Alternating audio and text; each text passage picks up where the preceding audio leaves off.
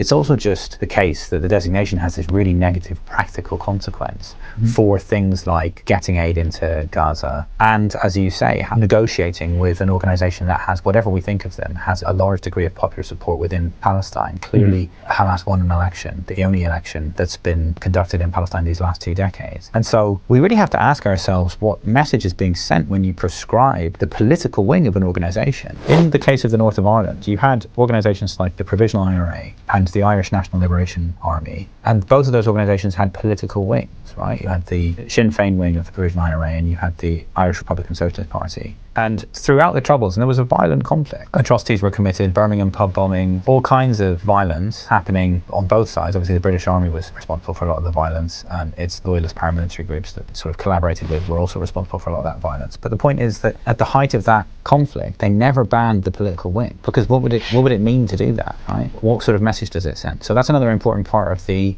argument that's being made, is that if you're serious about peace, if you're seriously negotiating a solution to this extremely violent conflict in Palestine, you need to speak to people who win elections, and that's Hamas. Hamas win elections, we know that.